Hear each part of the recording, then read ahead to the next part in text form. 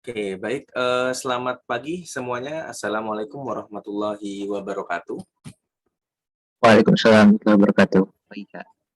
Oke, ya. Oke, kita hari ini akan lanjutkan materi kita terkait dengan project IT Project Management. Mungkin di akhir sesi kita akan mengadakan sesi Kahoot juga yang mungkin minggu lalu karena sesi saya digantikan oleh asisten, maka sesi Kahoot-nya akan dilaksanakan hari ini untuk materi yang sebelumnya. Sekaligus juga post test Kahoot untuk materi yang akan kita bahas hari ini. Ya. Kita sudah hampir menyentuh ya titik akhir dari kuliah manajemen proyek TI, dan ini adalah materi 2 terakhir gitu ya, dan di minggu depan kita akan membahas terkait procurement management, dan saat ini kita akan membahas project risk management. Perlu diperhatikan juga untuk sesi kuis kemungkinan akan kami adakan kuis depan ya, di minggu depan maksud saya, di waktu yang sama dengan kuis 1 kemungkinan. Sekitar hari Jumat setelah materi, dan akan diberikan slot waktu di malam hari. Untuk bebas ya, tidak ada pengawasan, mekanismenya juga sama dengan kuis yang diselenggarakan sebelum UTS. Dan di minggu depannya kita akan lanjutkan dengan seri presentasi dan guest lecture juga. Jadi kita akan ada guest lecture seorang senior IT project manager di perusahaan multinational company dari Ericsson. Kita akan membahas lebih banyak terkait dengan agile juga, dan juga keterbaruan di buku PMBOK versi 7. Nah, kita kan di kuliah ini membahasnya di buku PMBOK versi 6 ya. Nanti di versi 7 kita akan bedah update apa yang penting untuk kita ketahui. Kebetulan bukunya juga baru rilis tahun 2021. Oke. Hari ini kita akan belajar terkait dengan risk management ya. Jadi untuk materi hari ini mungkin lebih teknikal ya dibanding 2 materi sebelumnya yang cukup soft, kita bisa bilang demikian. Kita akan belajar dulu kenapa kita penting untuk belajar risk management, apalagi di dalam sebuah IT project. Lalu kita belajar prosesnya apa saja dalam melakukan mitigasi risiko di project IT. Kemudian nanti kita akan lihat beberapa teknik untuk melakukan identifikasi dan analisis risiko, dan bagaimana cara kita merespon atau mengkontrol risiko yang ada di di IT project kita.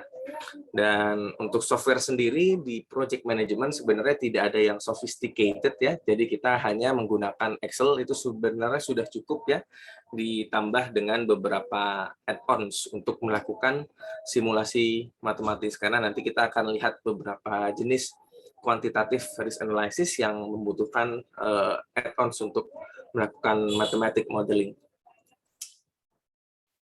Oke, ya. Kalau kita back to basic dulu, jadi kalau kita berbicara project risk management, kita harus tahu dulu definisinya itu apa ya. Jadi yang menarik di sini di garis bawahi ya, project risk management itu adalah art, seni, dan science. Untuk apa? Untuk mengidentifikasi, menganalisis, dan merespon risiko.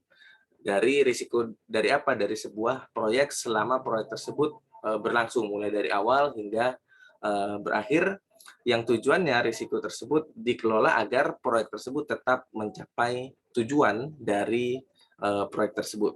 Nah, kita perlu garis bawahi kata-kata art and science gitu ya.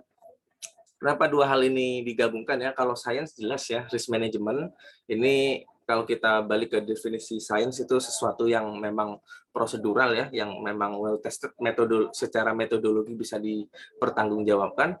Namun untuk kita dapat menggali, kemampuan kita menggali sedalam apa, nah itu tidak cukup hanya dengan kita mengikuti metodologi.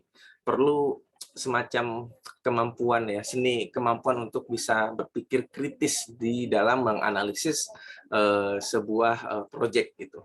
Jadi sains ini yang dimasukkan ini adalah metodologinya, memang rigid, memang ada panduannya, tapi seberapa baik, seberapa mendetail kita dapat menganalisis sebuah risiko itu adalah seni yang tersendiri.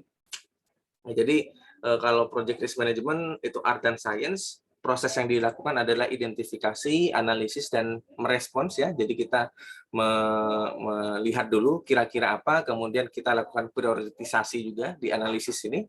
Kemudian dari hasil kedua proses tersebut kita tentukan respon yang tepat untuk risiko di dalam proyek itu apa gitu ya.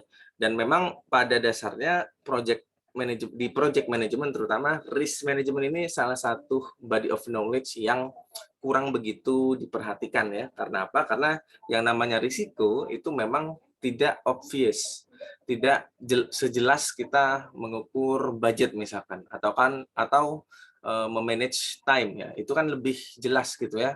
Keterlambatan bisa dideteksi dan juga budget bisa kita hitung. Sementara risiko ini adalah sesuatu yang belum tentu terjadi gitu ya, jadi might occur gitu, belum tentu terjadi.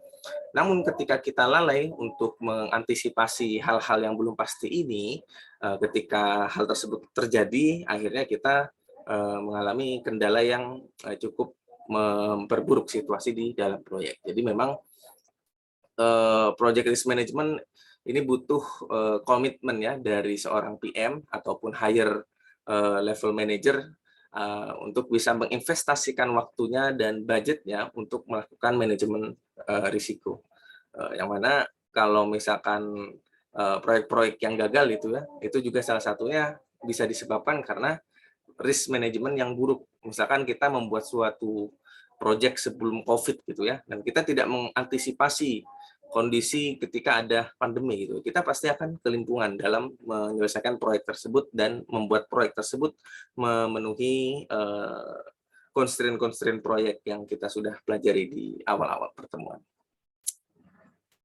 Ya ini sudah diterangkan juga ya di lecture prakelas oleh Bu Ave gitu ya. Jadi memang risk management ini merupakan knowledge area yang kurang begitu diperhatikan ya, hampir di seluruh jenis industri gitu ya, mulai dari engineering, telco, IS, kemudian high tech manufacturing. Ya, jadi memang maturity-nya itu masih rendah gitu. Apa yang dimaksud dengan maturity ya, kebanyakan proyek belum mengimplementasikan risk management ini secara baik gitu ya, di level yang memadai dibandingkan dengan knowledge area yang lain yang relatif orang-orang sudah aware di proyeknya masing-masing akan pentingnya knowledge area tersebut. Ya. Ya, padahal kalau kita lihat ya ada beberapa manfaat dari risk management ya kalau kita bicara konteksnya software. Yang paling tinggi tentu saja sangat obvious kalau kita melakukan mitigasi risiko, kita mengantisipasi atau bahkan bisa menghindari masalah-masalah yang mungkin hadir di dalam proyek IT kita. Nah, ini prevent surprise gitu ya. Kalau kita ada hal-hal yang tidak terduga, itu dengan risk management yang baik, umumnya kita tidak akan terlalu banyak hal-hal yang mengagetkan karena semua sudah kita analisis dan identifikasi di awal. Dan juga yang lainnya gitu ya, termasuk terkait berhubungan juga dengan time management dan cost management juga. Jadi kalau kita antisipasi risikonya itu baik, kemungkinan untuk kita menghasilkan proyek yang on budget dan on time itu juga semakin tinggi. Kita tadi sudah berbicara soal project risk management dan kita perlu juga membahas apa itu risiko gitu ya. Kalau secara definitif risiko itu didefinisikan sebagai kemungkinan gitu ya, the possibility of loss, kehilangan atau injury ya, cedera. Ya, mungkin injury akan relevan untuk bidang seperti yang apa ya, mungkin engineering, yang construction gitu mungkin injury mungkin lebih relevan ya, tapi di bidang IT mungkin lebih banyak kita berbicara the possibility of loss gitu ya, kemungkinan kehilangan ya. Kehilangan apa? Ya bisa macam-macam ya, kehilangan time to market bisa kalau kita proyeknya terlalu lama, kemudian kehilangan data dan informasi, itu yang juga menjadi top risk di dalam IT.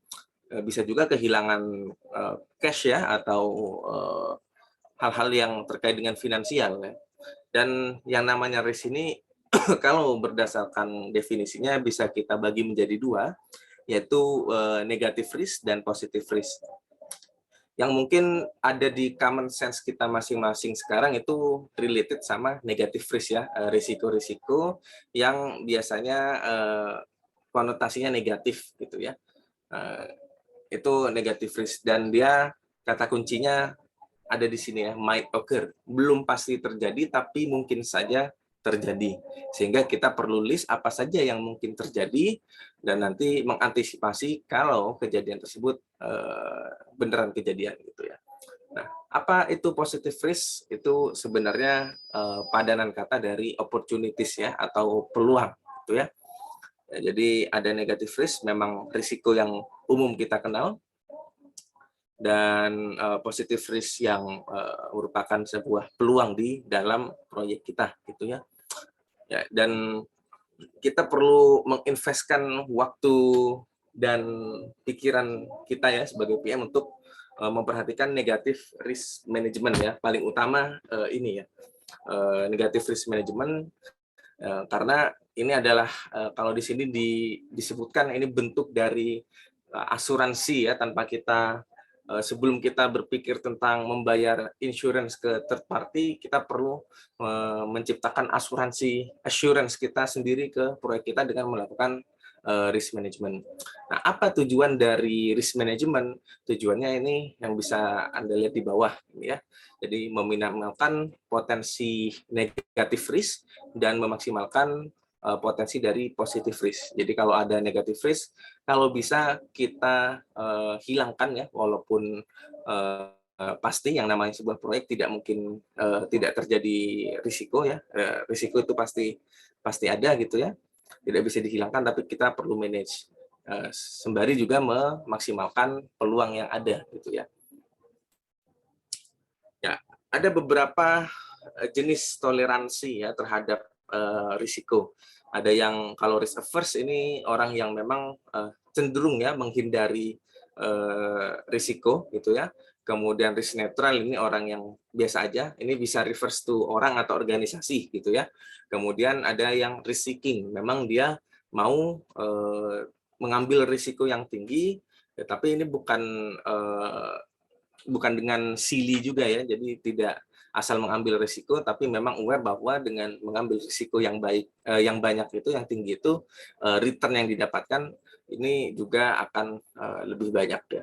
Mungkin untuk Gen Z sekarang yang mungkin bisa lebih relate kalau misalkan main reksadana ya, atau saham gitu ya. Orang-orang yang risk averse mungkin akan memilih yang instrumen yang konservatif gitu ya, sementara yang risk seeking akan memilih instrumen investasi yang lebih high risk tapi juga high return gitu ya. Ini sama juga dengan konteksnya organisasi gitu.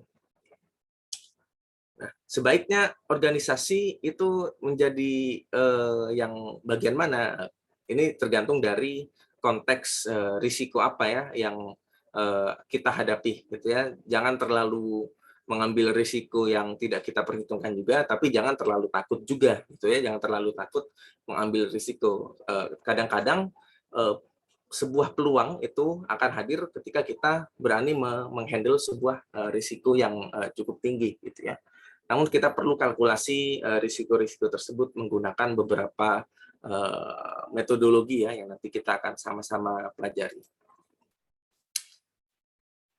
Oke, untuk prosesnya sendiri ini berlaku tidak hanya dalam konteks IT ya, mau kita bekerja sebagai manajemen consultant, itu juga kurang lebih prosesnya sama. Kita mulai dari planning risk management, kita membuat menentukan dulu approach analisisnya seperti apa, dan umumnya kalau misalkan kita bekerja di proyek yang cukup besar, multinasional, contohnya multinational project ya, kita bahkan perlu membuat dokumen khusus untuk risk management ini, ya, yang mana itu yang kita rancang di tahap ini. Nah, kemudian kita perlu untuk mengidentifikasi risiko. Jadi di sini hanya cukup mengidentifikasi, melis saja dulu kira-kira apa saja hal-hal yang akan berdampak ke proyek yang sedang kita lakukan. Nah, di sini identifikasinya tidak hanya kita sebutkan di dalam pikiran kita saja, tapi juga perlu dimasukkan ke dalam dokumen. Ya, nanti kita akan belajar yang namanya risk register, ya, itu sebuah dokumen yang biasanya berbentuk spreadsheet yang isinya semua risiko yang kita identifikasi, termasuk juga dengan detail-detail pendukung lainnya yang merupakan hasil dari proses lainnya, gitu ya. Kalau diidentifikasi risiko, ini hanya identifikasi risknya saja, gitu. Kemudian kita bisa lakukan kualitatif risk analysis, ya. Apa yang kita lakukan di sini adalah prioritisasi risiko, ya, berdasarkan probability dan impact dari risiko tersebut, gitu ya. Jadi untuk menentukan risiko mana yang perlu jadi prioritas, itu indikatornya ada 2, yaitu probability, seberapa mungkin hal tersebut terjadi, kemudian impact-nya, seberapa besar dampak yang dihasilkan ketika risiko tersebut terjadi, ya. Kemudian untuk mendukung itu kita juga perlu melakukan kuantitatif risk analysis, ya. Kalau tadi di sini mungkin, ya, ini ya, tidak necessarily berhubungan dengan hal-hal yang bersifat numerik atau bisa dikuantifikasi. Kalau di sini kuantitatif risk ini berhubungan dengan hal-hal yang bisa kita kuantifikasi. Nah, misalkan terkait paling umum, ya, terkait dengan budget, gitu ya. Nah, kita perlu melakukan risk analysis secara kuantitatif untuk mengestimasi efek dari risikonya terhadap proyek yang kita jalankan, gitu ya. Nah, setelah kita punya list risiko, kemudian kita tahu tingkat severity dari masing-masing risiko itu seperti apa, kita bisa mengidentifikasi rencana-rencana untuk merespons risiko tersebut itu apa. Itu ada di tahap kelima, yaitu planning risk response. Nah, kemudian yang terakhir barulah kita melakukan controlling risk, kita mengeksekusi project, dan di dalam perjalanannya, kalau ada risiko-risiko baru yang baru kita identifikasi, itu kita bisa edit, ya, risk registernya. Itu proses kita menyunting risk management plan itu ada di controlling risk, ya, di tahap controlling risk. Nah, nanti kita juga akan lihat ada beberapa jenis risk tambahan, gitu ya. Ada yang namanya residual risk, ya. Nanti kita akan lihat itu apa, dan juga bisa saja ada risiko-risiko yang justru muncul ketika kita mengeksekusi plan mitigasi, gitu ya. Misalkan ada risiko A, kita punya plan B. Nah, dari plan B ini kita juga perlu memperhatikan ada nggak kira-kira risiko yang akan didapatkan jika kita mengeksekusi plan B tersebut. Nah, itu kita akan lihat, ya, nanti. Kurang lebih secara diagram seperti ini, ya. Planning, hampir semua proses di dalam risk management ini, ya, terkait dengan planning, mulai dari merencanakan mekanisme identifikasinya seperti apa, kemudian melakukan identifikasi dan melakukan prioritisasi dan menentukan responsnya. Dan terakhir baru kita mengontrol risikonya. Oke, sampai sejauh ini apakah ada yang ingin ditanyakan terlebih dahulu sebelum saya lanjutkan? Saya, Kak, mau nanya. Ya, silakan. Kalau contoh risiko yang positif itu kayak gimana ya, Kak? Ya, itu kalau kita di SWOT analysis, gitu ya, itu kan ada SWOT, gitu ya. Nah, risiko negatif itu biasanya kita definisikan itu dengan threats, gitu ya, itu risiko negatif. Risiko positif itu ekuivalen dengan opportunity. Itu misalkan kalau kita ingin apa, ya, opportunity itu bisa dari luar terutama, ya, misalkan sekarang lagi emerging apa suatu tren gitu ya di kalangan masyarakat tertentu. Nah, itu kan ada sebuah opportunity untuk kita dapat masuk ke pasar tersebut, atau ada peluang tren tersebut itu relevan dengan bidang yang kita sedang jalankan di proyeknya, sehingga ada risiko positif nanti akan membludak gitu ya si sales-nya misalkan terkait dengan software yang kita gunakan gitu ya. Nah, itu bisa kita kategorikan sebagai positive risk. Intinya sebuah peluang yang biasanya berasal dari luar organisasi yang terkait dengan proyek kita. Gitu misalkan Mikael. Oh iya Kak, kebayang. Ya, Terima oke. kasih. Oke, ya. Ya, jadi jangan sampai bingung ya. Jadi kalau misalkan bingung, mungkin di sini sudah familiar dengan SWOT analysis ya. Jadi negative risk itu anggap saja itu sebagai threats ya, ekivalennya. Sementara positive risk itu opportunity kalau kita bicara terkait dengan SWOT analisis. Gitu. Ada lagi mungkin yang ingin ditanyakan?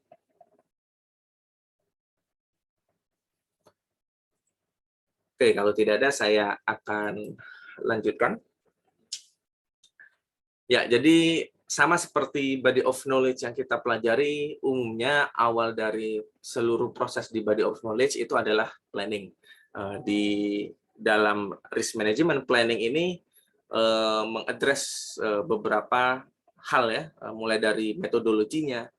Metodologi ini berkaitan dengan bagaimana kita akan mengidentifikasi dan menganalisis.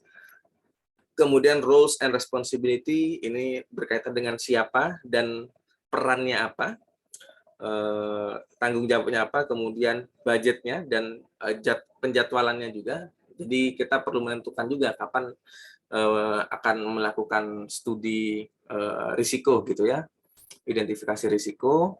Kita juga perlu melakukan semacam analisis awal gitu ya, kira-kira kategori risikonya itu apa yang akan kita identifikasi. Sehingga kalau kita sudah punya risk kategori sini, itu kita bisa nanti lebih spesifik dalam melakukan identifikasi risiko, lebih mempermudah proses selanjutnya. Dan juga termasuk hal-hal terkait dengan dokumentasi, tracking, dan sejenisnya. Oke, dan di sini ada beberapa jenis rencana gitu ya. Jadi kan kalau misalkan kita bicara sebuah risiko yang negatif, kita perlu rencana mitigasi atau kita sebut dengan contingency plans gitu ya. Jadi contingency plans ini ibaratnya kalau kegiatan proyek kita itu plan A ya, contingency plans itu plan B-nya gitu ya. Jadi sesuatu yang akan kita lakukan ketika si plan A-nya itu ada suatu problem ya. Nah, fallback plans ini bedanya apa? Ya, jadi paling gampang mengandaikan kalau ini plan B, ya ini plan C gitu ya. Jadi kalau kontingensinya gagal, baru kita masuk ke fallback plans. Ya, jadi kalau gampangnya untuk mengingat ya seperti itu aja gitu ya. Jadi contingency plans itu ya plan B, fallback plans itu adalah plan C gitu ya, yang dieksekusi ketika plan B-nya memang tidak berhasil untuk mengurangi risiko atau menyelesaikan risiko yang muncul gitu. Dan selain dalam perencanaan kegiatan gitu ya, kita juga perlu merencanakan contingency reserve or allowance yang juga sudah kita bahas di project cost management. Jadi yang namanya mitigasi risiko itu pasti butuh dana tentu saja gitu ya. Untuk mengeksekusi plan B, umumnya kita butuh dana tambahan untuk mengeksekusinya. Contohnya apa? Misalkan kita sebagai perusahaan retail ya, atau sebuah company IT gitu ya, yang kita bekerja sebelum fase atau masa pandemi gitu ya. Jadi kita business as usual, tapi kita juga aware kalau misalkan ada force major yang kemungkinan kita perlu untuk meng-cut off jumlah pegawai, nah kita butuh menyiapkan berarti dananya untuk bisa mengeksekusi proses cut off karyawan tersebut gitu ya. Jadi itu salah satu contohnya. Bisa juga kalau misalkan kita mengeksekusi risiko apa ya, misalkan kita data centernya ada masalah gitu ya, tiba-tiba yang kita sudah perkirakan. Nah, tentunya untuk untuk biaya maintenance data center itu juga perlu anggaran khusus gitu ya, sehingga ketika risiko itu terjadi kita tidak terlalu bingung masalah keuangannya dari mana. Ya, ini common source sumber-sumber utama ya dari yang paling umum dari IT project ya. Kita bisa fokus ke sini saja mungkinnya, bisa dari teknologinya. Ini misalkan kita servernya down atau kita aplikasinya ada bug yang sangat kritikal atau kebocoran data. Bisa juga financial risk, mungkin terkait dengan pemilik modal tiba-tiba bad mood dan menghentikan pendanaannya, itu bisa juga. Kemudian market, ini biasanya dari selera pasar, misalkan tiba-tiba ada perubahan tren konsumsi di pasar. Kemudian terkait dengan people ya bisa dari user kita maupun dari internal project kita, atau juga hal-hal yang terkait dengan proses gitu ya. Ini adalah kategori umumnya dari risk di dalam suatu project IT. Nah, bisa kita buat juga sebelum masuk ke identifikasi ya, karena kalau kita lihat di sini planning risk management ini termasuk mendefinisikan risk kategoris. Nah, caranya ada dengan apa ya? Dengan kita menggunakan yang namanya risk breakdown structure gitu ya. Jadi kita buat beberapa kategori besar, kemudian kita breakdown menjadi beberapa subkategori, baru nanti kita ketika mengidentifikasi bisa jauh lebih spesifik. Misalkan kita terkait bisnis spesifiknya terkait apa? Terkait dengan kompetitor. Nanti kita bisa lebih fokus gitu ya, dan akan mendapat lebih banyak insight justru semakin kita mampu untuk mengkategorisasikan dengan baik. Kalau kita nggak pakai kategorisasi seperti ini, umumnya kalau kita tidak di breakdown seperti ini, kita akan bingung sendiri untuk secara detail mendefinisikan risiko yang ada di IT project kita. Ya, kalau kita ingin mengkategorikan bisa pakai yang standar seperti ini atau bisa menggunakan knowledge area ya seperti ini. Jadi berdasarkan knowledge area di project kita identifikasi risikonya masing-masing. Mulai dari integration, time, cost, quality dan seterusnya. Kita juga bisa namanya pengkategorian ini bisa cukup fleksibel juga kalau misalkan nanti kita belajar teori-teori SI yang lain gitu ya. Misalkan yang umum saya gunakan yang paling klasik kalau di organisasi itu TOE framework gitu ya. Ya, ini juga bisa kita adaptasi sebenarnya untuk kategori risiko ya, walaupun ini banyak digunakan untuk penelitian adopsi teknologi, tapi di sini mengcover aspek teknologi, aspek organisasi dan aspek eksternal. Terserah mau kategorisasinya seperti apa, disesuaikan dengan konteks dari proyek kalian masing-masing. Oke, setelah kita mengetahui kira-kira kita akan melakukan identifikasi risiko metodologi seperti apa dan kategori risikonya apa, baru kita bisa masuk ke proses identifikasi risiko. Nah, cara kita mengidentifikasi risiko itu bisa bervariasi ya. Jadi bisa kita gunakan teknik yang paling umum dan yang paling straightforward ya, mungkin menginterview ya, melakukan interview. Itu kelebihannya ya, kita pasti akan mendapat insights yang mendalam, tapi tentu untuk keholistikan dari insights-nya itu belum terlalu baik ya, karena cukup effort juga ya dalam melakukan interview, itu butuh waktu yang cukup lama dan orangnya juga tidak cukup banyak gitu ya, dan umumnya kalau kita salah dalam melakukan sampling interview juga insights-nya jadi tidak holistik. Itu opsi yang pertama gitu ya. Opsi yang kedua, kalau kita ingin mendapatkan ide dari berbagai macam perspektif, kita bisa gunakan brainstorming gitu ya. Contohnya apa? Bisa kita gunakan format focus group discussion gitu ya. Jadi kita beri pemicu dan seluruh anggota atau seluruh expert ya yang ada di sesi tersebut bisa menyampaikan pandangannya atau potensi-potensi risiko berdasarkan analisisnya. Ya, itu kelebihannya tentu akan menghasilkan insights yang holistik ya, yang dari beberapa perspektif lebih mengcover secara keseluruhan. Namun di dalam focus group discussion atau brainstorming itu ada potensi bias yang tinggi. Artinya seperti apa?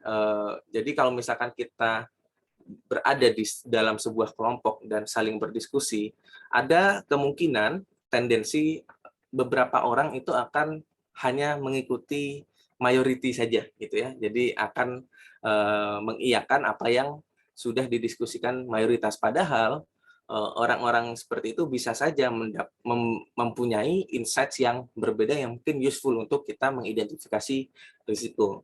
Nah, maka dari itu solusinya untuk mengoptimalkan masalah tersebut kita bisa gunakan Delphi teknik gitu ya. Jadi ini sama-sama kita menggunakan expert ya, cuman setiap expert ini sistemnya bukan saling ngobrol ya, tapi diberi semacam kuesioner.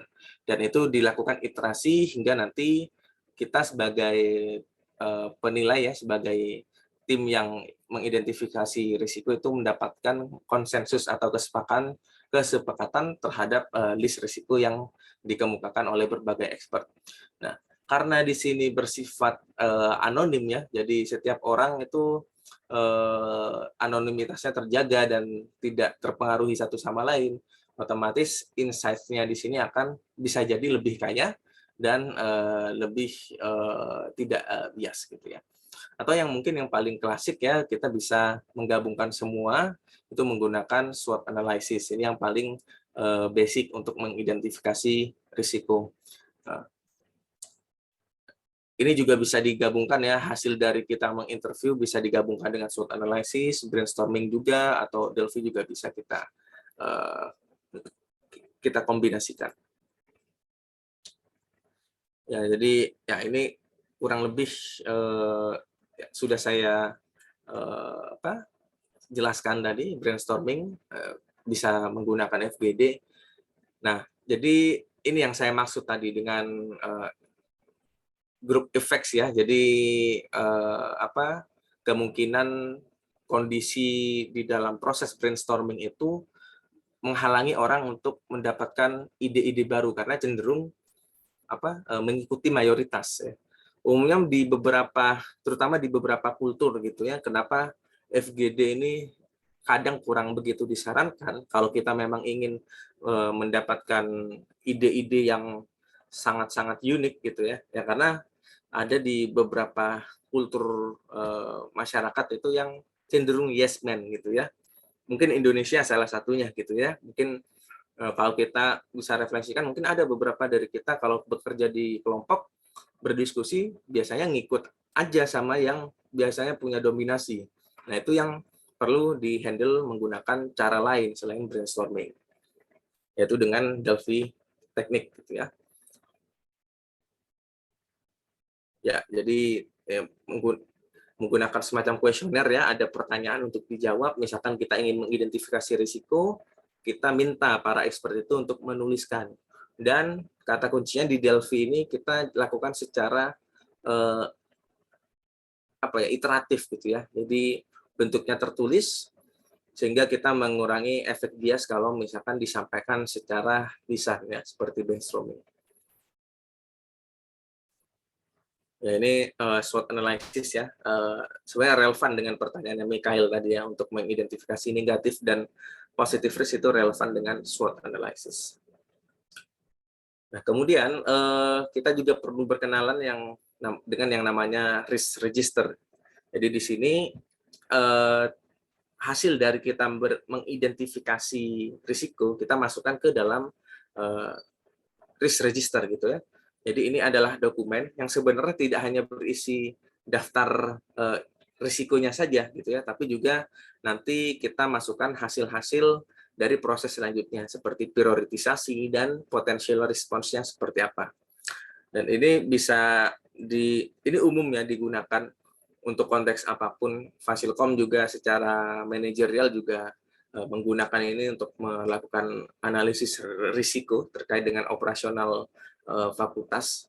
Begitu juga dengan proyek IT bisa menggunakan format dokumen ini. Dan biasanya ditampilkan dalam bentuk spreadsheet ya, table.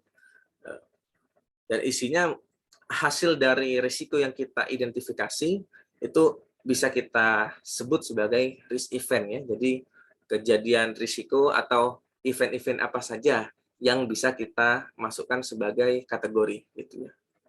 Sebagai kategori risiko maksudnya. Ya, konten dari risk register tidak hanya risk event ya. Anggap saja risk event ini output dari kita mengidentifikasi risiko ya. Jadi tidak hanya nama risk eventnya, tapi juga rankingnya, kemudian deskripsi dari tiap risk event, kategorinya, kalau bisa kita juga mengetahui root cause-nya, sehingga kita nanti dalam menentukan responsnya itu lebih akurat. Kemudian trigger-nya, trigger ini adalah simptom ya atau tanda-tanda dari akan kejadiannya sebuah risiko gitu ya. Jadi semacam pemicu lah ya, pemicu risiko tersebut untuk terjadi. Kemudian tentu ada response untuk setiap risknya, ada juga risk owner-nya. Di sini untuk menentukan kalau misalkan risiko tersebut terjadi, siapa PIC-nya atau person in charge-nya. Kemudian probability dan impact masing-masing risiko dan status dari masing-masing risiko gitu ya. Ya ini contoh risk register ya. Kita bisa paling enak memang dibentuk dalam sebuah spreadsheet table seperti ini. Yang isinya cukup komprehensif dan ini menjadi salah satu dokumen referensi kita dalam menjalankan proyek tentu saja. Jadi kalau misalkan ada satu kejadian, kita tinggal merujuk pada rencana yang kita sudah tuliskan di risk register ini. Oke, sampai sejauh ini sebelum saya lanjutkan, apakah ada yang ingin ditanyakan?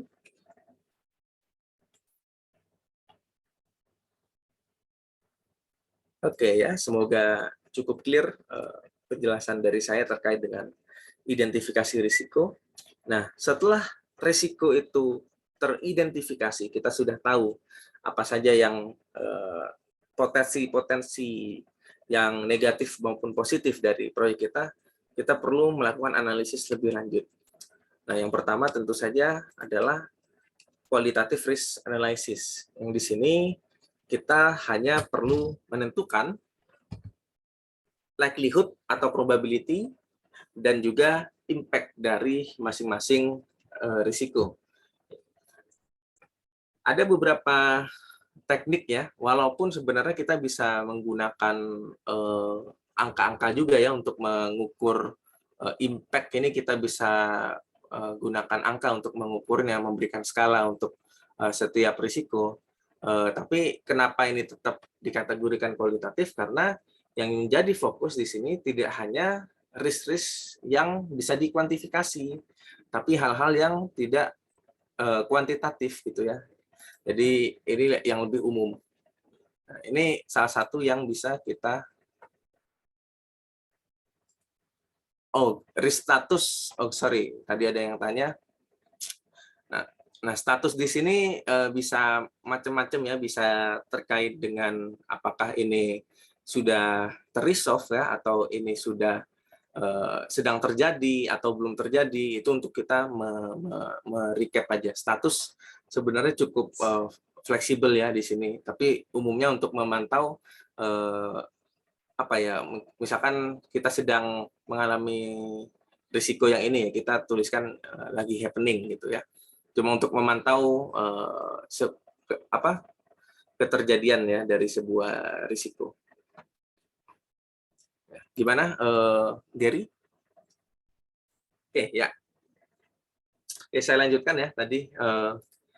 Jadi di sini lebih untuk, walaupun di sini ada, jangan sampai ini ya, jangan sampai bingung. Di sini kan kita tetap mengkalkulasi risk factors ya. Tapi kenapa dia tetap dikatakan kualitatif ya? Karena yang kita ukur risknya itu tidak terbatas hanya pada yang bisa kita kuantifikasi gitu ya. Nah, kita bisa gunakan matriks seperti ini, bisa gunakan bentuknya matriks atau kita melakukan pembobotan seperti ini misalkan gitu ya. Jadi misalkan probability of failure-nya kita kategorikan berapa, 0,8 ya. Skalanya ini bisa bebas sebenarnya. Yang penting mau pakai skala apapun, mau kita hanya pakai low, medium, high, ataupun kita kuantifikasi atau kita menggunakan skala yang lebih kontinu seperti ini, itu yang penting adalah kita bisa menjustifikasi kenapa gitu ya. Kalau misalkan yang paling simpel memang hanya low, medium, high ya, tapi masing-masing dari low, medium, high ini kita perlu jelaskan indikatornya. Misalkan probability yang low ini kenapa, atau yang impact-nya low ini yang serendah apa, atau yang setinggi apa, kita perlu definisikan. Dan itu masing-masing proyek pasti memiliki definisinya masing-masing. Ya. Mungkin akan lebih akurat ya kalau kita bisa menjustifikasi menggunakan diagram yang lebih numerik seperti ini ya, yang range-nya tidak hanya low, medium, high, tapi berdasarkan nilai tertentu yang bisa kita justifikasi. Bahkan di diagram ini juga kita bisa kombinasikan ya beberapa gabungan posisi consequence dan probability-nya yang numerik dengan kategori low risk, medium risk, dan high risk. Gitu. Ini bebas ya, mau kita pakai yang seperti ini atau yang seperti ini. Nah, kita juga bisa gunakan top 10 risk item tracking ya. Jadi ini hanya untuk memastikan kita concern pada 10 risiko yang paling menjadi prioritas. Nah, top 10 ini didapatkan dari mana? Tentunya didapatkan dari prioritisasi semacam ini gitu ya. Mungkin yang paling praktis kalau kita menilai ranking dari risiko adalah kita melakukan entah penjumlahan ya atau pengalian ya bobot dari risiko dari probability dan effects dari sebuah risiko gitu ya. Misalkan kita kategorikan risk bencana alam itu probability-nya mungkin 0,5 gitu ya, dan impact-nya itu 0,8 ya. Kita bisa lakukan penjumlahan dari angka-angka tersebut dan kita ranking menjadi top 10 risk item tracking. Nah, di sini kita akan lebih detail ya. Kalau tadi di status itu secara generik saja. Kalau kita gunakan top 10 risk item tracking, kita bisa gunakan kolom yang terakhir ini untuk menginformasikan secara lebih detail. Kira-kira risk resolution progress-nya seperti apa, in case memang terjadi ya. Nah, kalau top 10 risk item ini untuk risiko-risiko yang paling tinggi, efek dan probability-nya, kita bisa gunakan watchlist untuk risiko-risiko yang dia low priority. Apa itu risiko yang low priority? Yang dia efeknya tidak terlalu tinggi atau yang cenderung rendah, dan juga probability-nya juga rendah gitu ya. Nah, watchlist ini hanyalah list dari risiko-risiko yang rendah ya prioritinya. Kenapa tetap perlu kita list walaupun dia probability-nya rendah? Ya karena bisa saja sewaktu-waktu walaupun probability-nya itu kecil, bisa saja sewaktu-waktu masih ada peluang risiko tersebut muncul gitu ya. Nah, apa yang kita tuliskan di watchlist ini bisa saja suatu waktu naik menjadi top 10 risk gitu. Begitu juga sebaliknya gitu ya, apa yang ada di top 10 risk bisa saja seiring dengan berjalannya waktu masuk watchlist saja. Nah, kemudian untuk quantitative risk analysis ya, ini yang sudah dipraktikkan tadi sebelum kelas ya, ada tugas terkait dengan EVM menggunakan decision tree analysis. Ini biasanya digunakan untuk melakukan analisis risiko terkait hal-hal yang numerikal gitu ya, yang berhubungan dengan angka-angka. Yang paling umum tentunya kalau di proyek itu adalah terkait dengan cost ya, benefits, menghitung untung ruginya dari sebuah proyek. Salah satunya dengan decision tree analysis seperti yang tadi. Kemudian kita bisa gunakan simulation ya, simulasi matematis. Mungkin ini tidak akan kita bahas secara mendetail ya, karena simulasi matematika itu bisa jadi satu mata kuliah sendiri yang perlu dibahas satu semester. Tapi kita hanya lihat pengantarnya saja. Dan juga sensitivity analysis yang terakhir. Ini mungkin cara yang mungkin kalau di mereka yang suka berorganisasi, secara tidak sadar kita melakukan sensitivity analysis gitu ya. Nanti kita akan lihat seperti apa caranya. Nah, ini kalau kita gunakan decision tree ya, jadi kita hanya membuat percabangan-percabangan gitu ya. Misalkan terutama ini mungkin konteksnya di sini pemilihan proyek ya, apakah misalkan kita ingin memilih beberapa proyek gitu, dan kita perlu membuat decision tree. Jadi masing-masing proyek ini probability apa yang perlu kita masukkan ini dari aspek-aspek risiko yang perlu dipertimbangkan, probability-nya seperti apa dan outcome-nya seperti apa. Nanti akan dihasilkan EMV ya, estimated monetary value dari masing-masing project. Yang mana ini adalah akumulasi dari seluruh perhitungan probability dikali dengan outcome-nya, baik itu positif maupun negatif, akan diketahui EMV-nya, dan nanti ini bisa dijadikan bahan pertimbangan untuk memilih sebuah proyek. Gitu. Ini variasi lah ya, kalau kemarin di project manajemen awal-awal kita memilih proyek berdasarkan NPV, ROI, dan segala macam. Nah, kita bisa mengcombine itu juga gitu ya. Indikator itu dikombinasikan dengan estimated monetary value menggunakan decision tree analysis. Nah, kemudian yang bisa kita lakukan juga mungkin yang lebih presisi ini adalah kita melakukan simulasi matematis gitu ya. Salah satunya yang sering digunakan atau yang sering disebutkan setidaknya di buku project management itu adalah Monte Carlo analysis gitu ya. Nah, mungkin kita tidak akan mempraktikkan ya Monte Carlo analysis itu seperti apa, tapi setidaknya kita tahu apa yang Monte Carlo analysis ini lakukan gitu ya. Jadi sebenarnya Monte Carlo itu kan daerah di Monaco ya yang tempatnya orang gambling di situ. Nah, prinsipnya adalah analisis ini melakukan simulasi angka-angka random ya untuk menyelesaikan suatu case tertentu. Ya, misalkan kita ingin mensimulasikan performa keuangan seiring dengan waktu ya. Nah, kita bisa masukkan input angka random untuk mensimulasikan performa dari sebuah proyek gitu ya. Nah, angka randomnya itu mungkin kalau yang disarankan di sini ya, kita punya 3-point estimates ya. Jadi yang most likely, pessimistic, dan optimistic, kita nanti randomize 3 kemungkinan itu untuk melihat kemungkinan outcome dari sebuah project. Ya, ini perhitungannya bisa kita pakai add-ons ya di dalam Google Sheet atau Excel gitu ya. Ini juga bisa kita lakukan di sini. Mungkin nanti saya juga akan share ya sebagai resource tambahan tutorial Monte Carlo analysis di Scale ya. Nah, kalau sensitivity analysis, in short ini adalah cara kita mencoba-coba ya. Jadi mengubah-ubah parameter sesuai dengan perkiraan kita ya. Kadang kita kan kalau misalkan mau bikin anggaran ya sesuatu kalau yang anak organisasi. Nah, itu kan biasanya kita mencoba-coba gitu ya. Masukin angka ini kira-kira masih on budget atau tidak ya.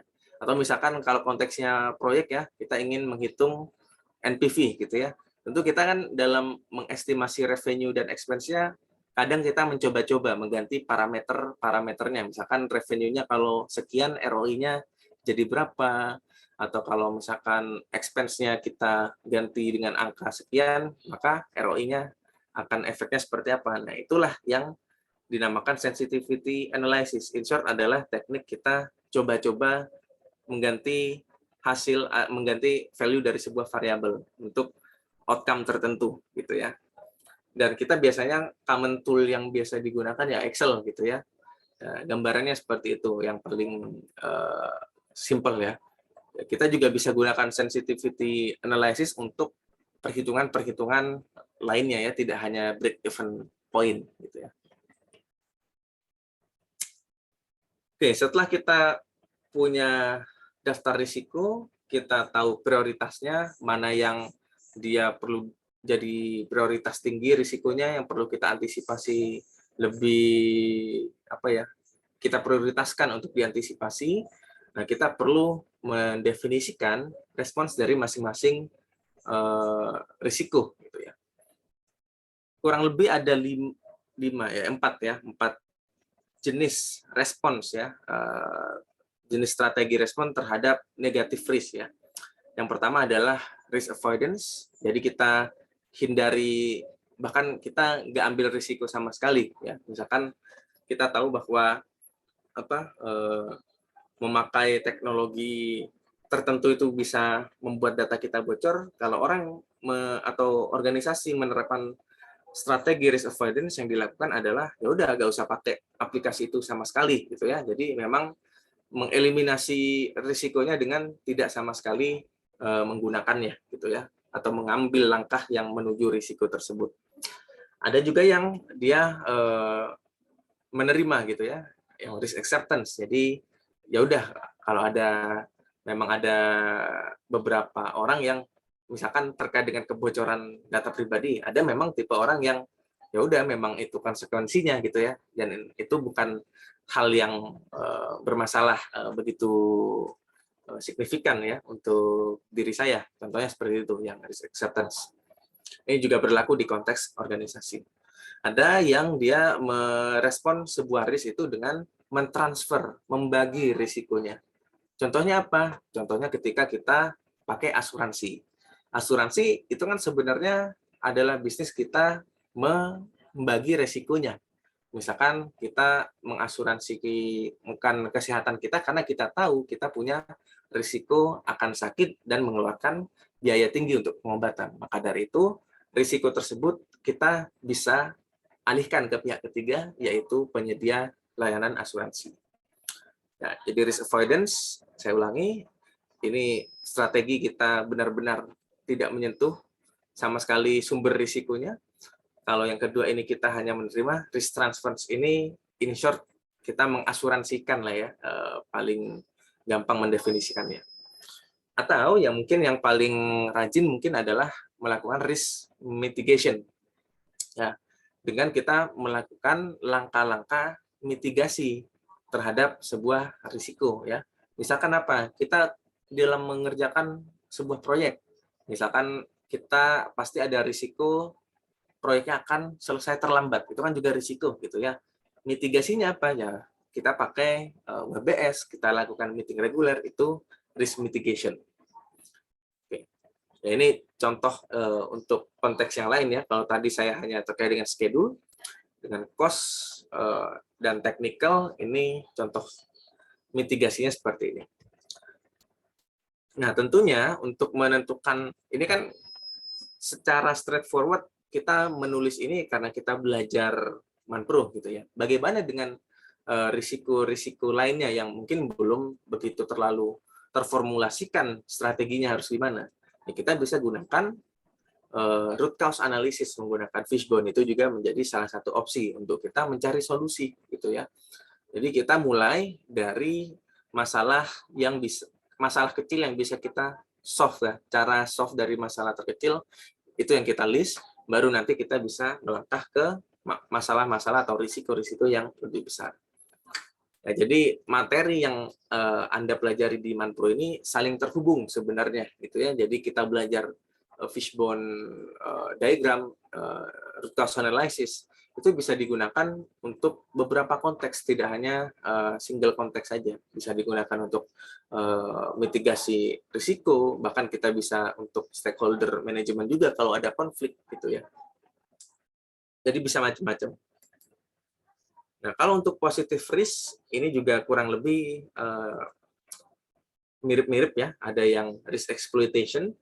Jadi kalau ini kebalikan dari kita avoid dari ini ya, risk avoidance ya. Jadi kalau tadi itu benar-benar nggak mau menyentuh sumber risikonya, kalau risk exploitation justru karena ini risknya bentuknya positif, kita mengencourage agar segimana mungkin ya si peluang ini akan beneran kejadian untuk proyek kita, gitu ya. Kemudian ada yang risk sharing ya, jadi ini juga cukup mirip ya dengan risk transfers. Ya, jadi bisa saja tidak semua peluang besar itu bisa kita handle gitu ya. Maka dari itu ya kita perlu lakukan sharing peluang tersebut ya. Misalkan apa gitu ya, misalkan kita punya kita deh sebagai misalkan kalian sebagai mahasiswa gitu ya mendapatkan tawaran proyek mengerjakan website gitu. Itu kan sebuah ini ya, sebuah peluang gitu ya. Nah, tapi tentu saja peluang itu belum tentu kita bisa handle sendiri, maka dari itu kita bisa mengajak orang lain untuk mengerjakan proyek tersebut gitu ya. Itu contohnya ya. Kemudian ada risk enhancement gitu ya. Jadi ini mengatur ya kira-kira apa ya, kita semacam melakukan hampir sama kayak mitigasi sebenarnya gitu ya. Kita mengatur apakah kita akan mengambil semua positif risk itu atau kita mengurangi probability dari positif risk tersebut. Nah, ini juga sama, kita risk acceptance, kalau memang ada peluang, kalau dia datang ya udah dia terima aja gitu. Nah, kemudian ada yang namanya residual dan secondary risk ya. Kalau residual risk ini adalah risiko-risiko yang belum tuntas istilahnya. Jadi misalkan kita mengidentifikasi risiko data center kebakaran gitu ya, atau data center lagi bermasalah gitu ya. Nah, kita melakukan sebuah langkah mitigasi. Nah, bisa saja langkah mitigasi ini masih menyisakan masalah-masalah yang atau risiko-risiko yang hendak diselesaikan tersebut gitu ya. Dan misalkan kita sudah lakukan maintenance, tapi ternyata masih ada sisa beberapa part di data center yang belum terselesaikan. Nah, itu adalah residual risk. Jadi sisaan risk yang didapatkan bahkan setelah terjadi respons strategis. Nah, perbedaannya adalah dengan secondary risk ini adalah risiko yang dihasilkan secara langsung dari pengimplementasian risk response. Ya, jadi misalkan kita balik lagi ke mitigasi data center bermasalah gitu ya. Misalkan kita memutuskan untuk melakukan maintenance gitu ya. Itu secara langsung kita bisa identifikasi dari maintenance ini yang expected risk-nya itu apa. Itu masuknya ke secondary risk. Nah, kalau residual itu sisa-sisa dari risk awalnya gitu ya. Jadi yang belum clear bahkan setelah ada risk response. Sementara kalau secondary risk ini adalah risiko-risiko yang bisa kita analisis secara langsung yang dihasilkan dari sebuah risk response seperti itu. Nah, yang terakhir adalah controlling risk ya. Jadi ini adalah proses untuk kita mengeksekusi risk management proses, merespons kalau ada, dan juga kalau misalkan ada perubahan terhadap risiko misalkan ingin ditambahkan juga terfasilitasi di proses ini. Nah, terutama untuk risiko-risiko yang kita masih belum punya contingency plans-nya ya, kita bisa sambil berjalan memasukkan daftar risiko tersebut ke risk register kita.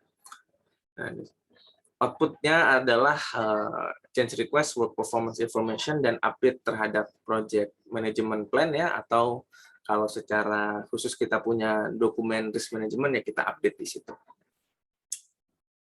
Ya, kalau untuk software sebenarnya tidak terlalu sophisticated ya kalau kita berbicara risk management. Excel is enough ya, Word juga sudah cukup ya kalau misalkan sangat sederhana.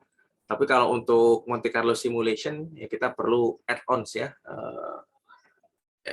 Ini bisa kita bisa purchase add-ons atau kita kalau misalkan di Google Sheets ya, kita bisa gunakan yang namanya Google Script ya untuk melakukan advancement perhitungan di dalam Google Sheets kita.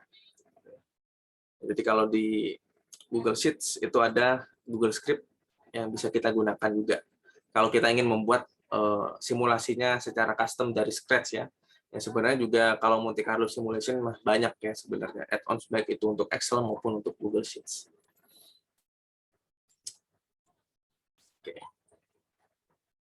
Ya, apa manfaatnya, apa hasilnya kalau kita mengimplementasikan project risk management secara baik ya. Nah, jadi memang secara umum dibandingkan crisis management, misalkan terkait dengan penanganan COVID gitu ya, kita akan kelihatan gitu hasilnya itu seperti apa kalau dalam suatu situasi krisis ya, karena kita menghandle sesuatu yang sedang atau sudah terjadi gitu ya. Krisis ini kan pasti sesuatu yang secara spontan kita lakukan penanganan ketika hal tersebut terjadi. Sementara risk management kita menghandle sesuatu yang belum tentu terjadi. Itu mengapa risk management seringkali tidak terlalu terlihat gitu ya efeknya. Nah, tapi dalam jangka panjang tentu saja project risk management yang baik juga akan berdampak pada kualitas proyek yang dikerjakan. Baik itu dari sisi waktu, sisi kualitas, sisi biaya, kemudian sisi scope tidak terlalu scope creep, atau bahkan bisa dari aspek kebahagiaan dari project membernya gitu ya. Seringkali hal-hal chaotic yang terjadi di dalam sebuah organisasi itu disebabkan salah satunya karena tidak diantisipasi dengan baik risikonya. Nah, otomatis kalau terlalu banyak hal chaotic yang terjadi di dalam sebuah proyek, tentunya moral dari masing-masing anggota tim itu akan semakin memburuk. Ya, jadi manfaatnya bisa tangible ya, berupa misalkan cost atau sesuatu lain yang bisa dihitung, bisa juga intangible. Oke, ya untuk materi terkait hari ini sudah selesai. Apakah sejauh ini ada yang ingin ditanyakan? Saya Kak, Ya, silakan Ori. boleh ke slide sebelumnya Kak. Itu maksudnya gini ya Kak, jadi misalnya krisis manajemen itu kan misalnya kayak ketika sebuah server udah rusak dan dilakukan krisis manajemen, makanya itu kelihatan. Ya. Sedangkan kalau risk manajemen, kalau kita berhasil prevent server rusak ya seakan-akan nggak terjadi apa-apa gitu ya Kak. Ya, betul seperti itu. Oh, oke. Ya.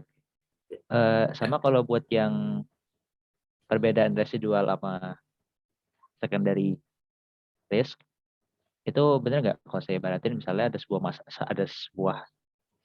masalah 100 gitu.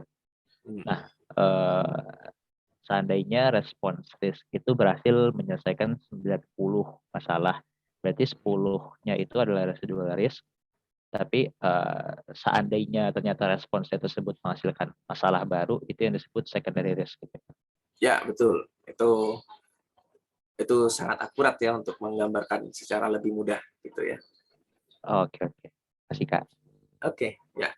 Ya, jadi tepat ya kalau mungkin ingin dijelaskan secara numerik ya, mungkin bisa seperti itu gitu ya. Jadi 100 masalah, kita misalkan 100 efek gitu ya. Kemudian kita kasih strategi, kita nyisa 10 efeknya. 10 efeknya atau 10 efek itu termasuk residual risk. Nah, kalau misalkan dari dari itu berhubungan dengan secondary risk ya, kalau misalkan kita lakukan respons dan ada masalah baru gitu ya.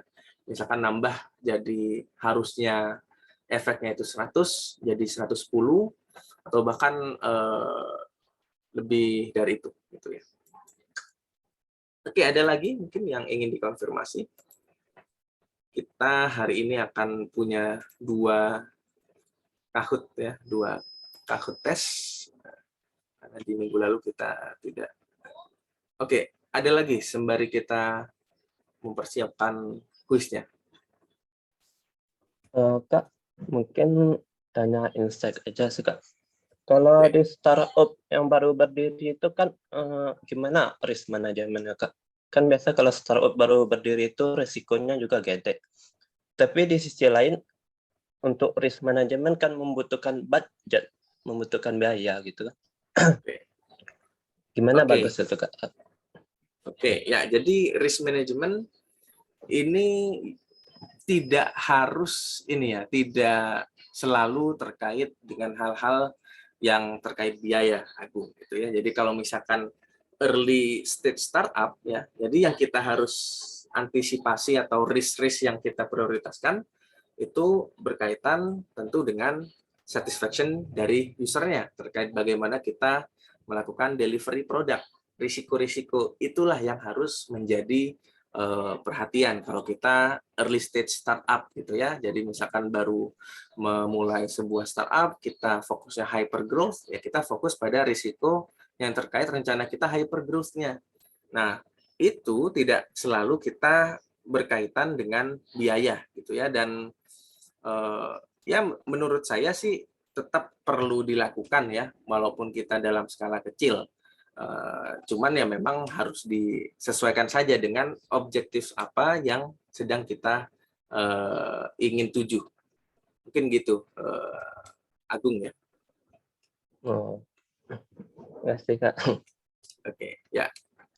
Ya, jadi tapi memang in fact ya, untuk early stage startup mungkin memang agak beberapa ada yang lalai gitu ya dengan risk management, karena ini adalah sesuatu yang sekali lagi memang kadang tidak terlalu difikirkan gitu ya.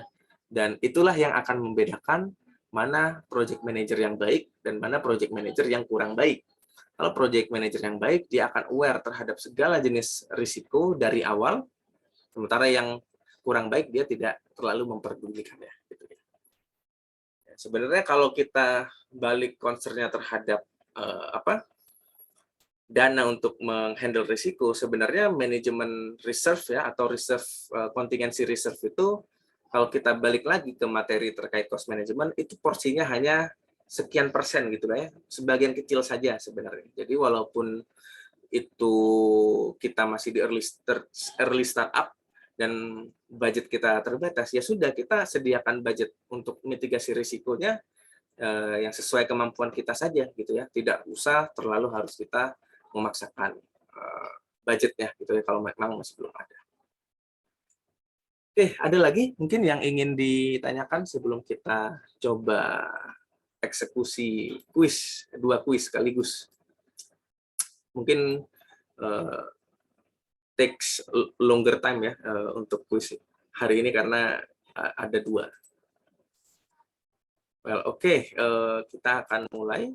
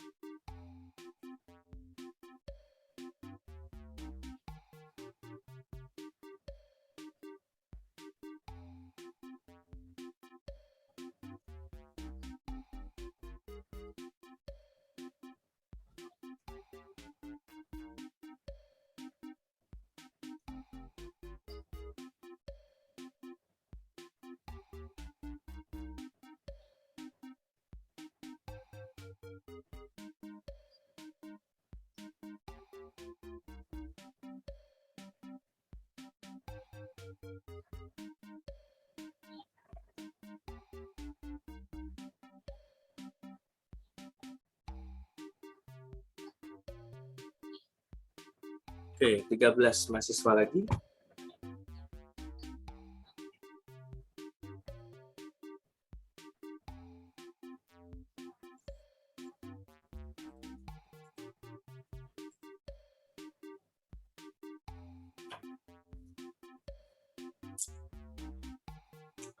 Oke, pukul 10.12 kita akan mulai.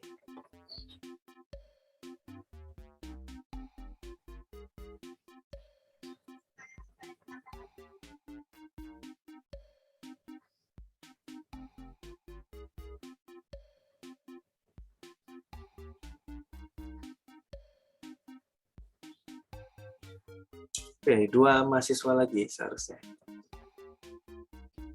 Ya, kita akan mulai.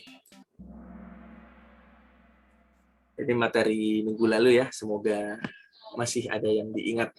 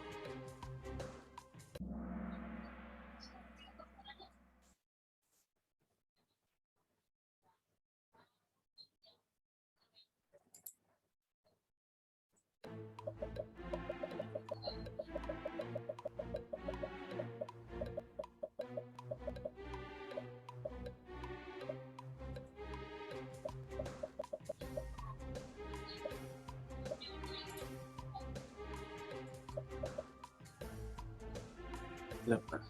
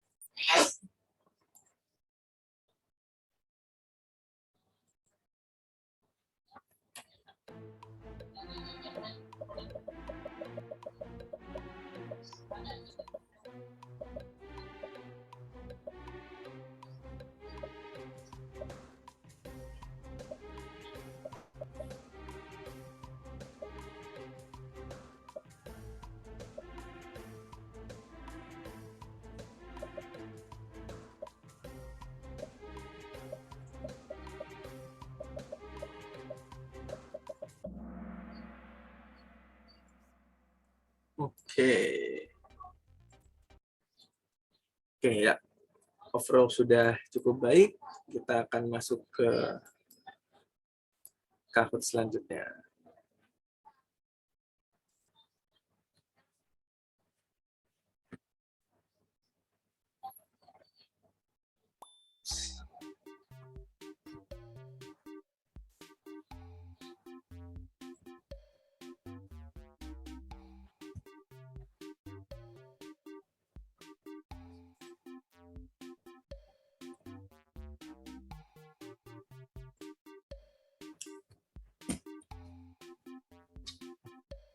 Ini screen saya bisa dilihat dengan baik?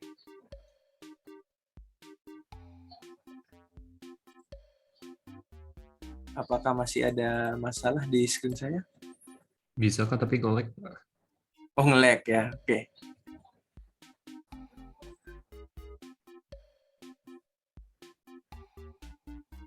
Coba saya restart.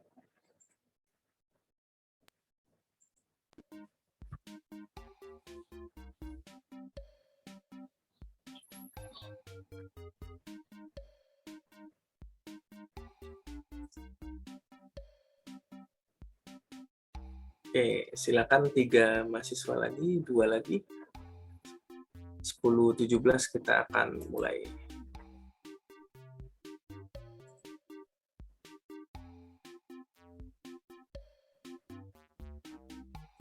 Oke, kita akan mulai.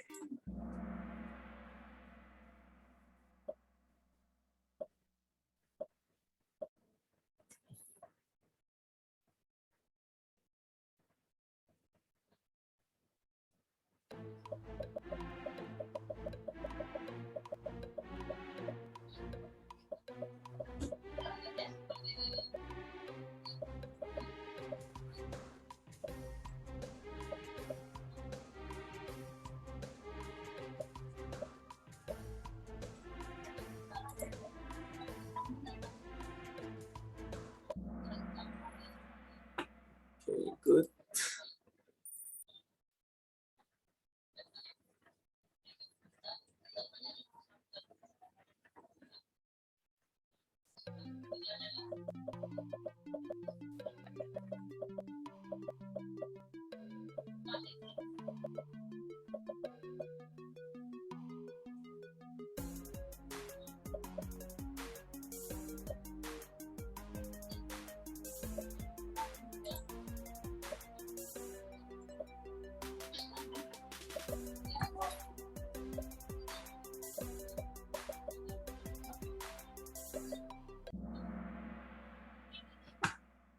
Oke.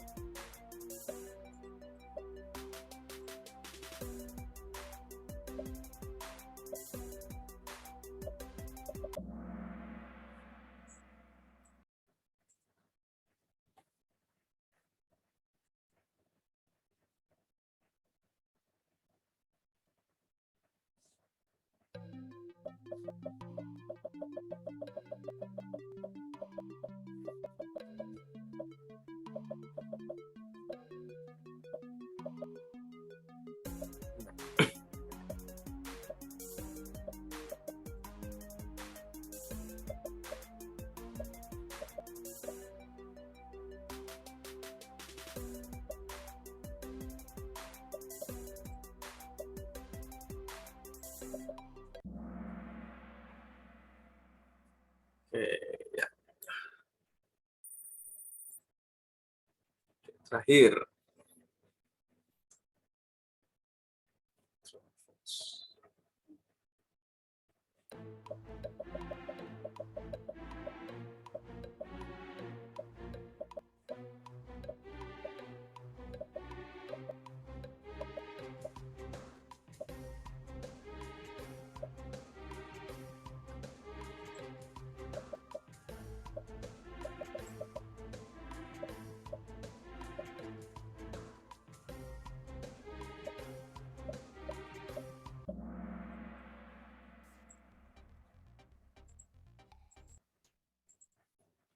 Oke, ya, overall sudah mengerjakan dengan sangat baik. Oke, ya, terima kasih. Saya rasa cukup untuk pertemuan kita hari ini. Kita akan kembali lagi di pertemuan minggu depan ya. Di tanggal 10 Desember kita akan ada guest lecture, dan untuk presentasi tugas akhir nanti akan diumumkan kemudiannya. Oke, ya, saya rasa cukup sekian dulu pertemuan kita hari ini. Terima kasih atas kehadiran dan partisipasinya. Selamat siang semuanya. Assalamualaikum warahmatullahi wabarakatuh. Selamat siang, Pak. Waalaikumsalam. Selamat siang, Pak. warahmatullahi Terima kasih Pak semuanya.